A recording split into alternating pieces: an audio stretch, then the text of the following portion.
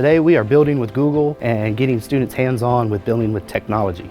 The students here are probably from 13 to 15 years old, getting introduction super early. You have the Illinois Google Data Center crew, as well as a group of software engineers from Durham, North Carolina. So we're joining together for the local effort in this community. I would say at least 60 to 75 kids today, when they build their computers, they actually get to take them home. So thankful for Google that they are with us and they do all these wonderful things in our community. Do you know who the most powerful person is in this city? I am. And guess what? I am totally relying on folks like you.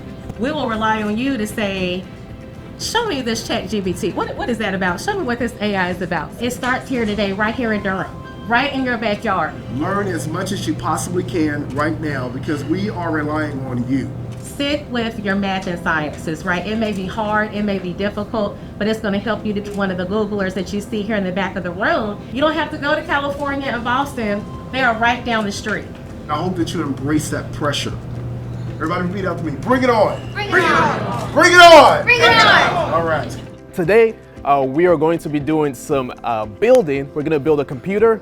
I'm going to go through the basics of what a computer is, and then I'll pass it over to Brad, who's going to talk about some other cool stuff with regards to computer and operating systems.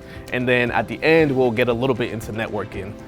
So it's going to be hands-on, very interactive. We are making computers, and using the Raspberry Pi, to make computers without using a box. And we're learning the different parts of a computer today. Here you have a desktop on the left and a laptop on the right. Both of these have some form of motherboards. You can think of it as the skeleton of a computer system because it connects a lot of the different parts. We're building computers, and after we're done building, we're gonna learn how to code. I think it's important to get technology like this in front of kids at an early age to get them exposure to things that they've not been exposed to before, may not have access to. The students who have an early exposure tend to have more confidence and tend to end up doing better. But this is something new to me. I've actually never done anything like Raspberry. I learned about the motherboard, the CPU, and the GPU. Well, I know the parts that make up the computers and like how it works. Without a box or anything, you can actually make a computer and make it run. The computer has more than one part, and it's not like one big part together. And it's like the Raspberry, the CPU, the motherboard, and all that other stuff. Seeing these younger students get introduced to these deeper topics in computing, I'm jealous.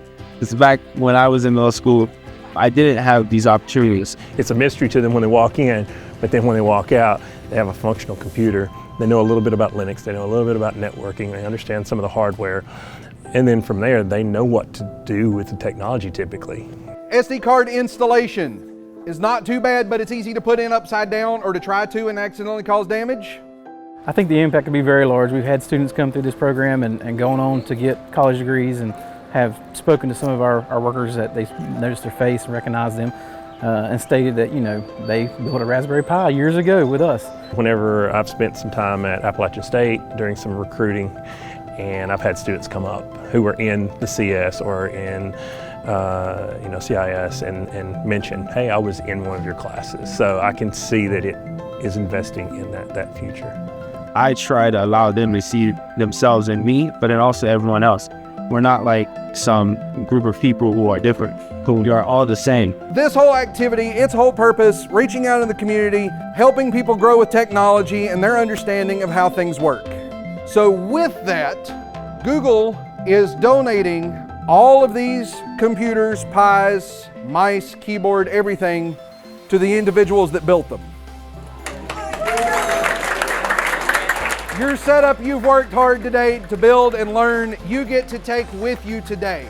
After we built, I heard a student say that this is his first computer that will be in their home. So knowing that and knowing the impact that that's going to have for him in the future as he goes into high school will be great. Like, it's so fun. Are you glad you came?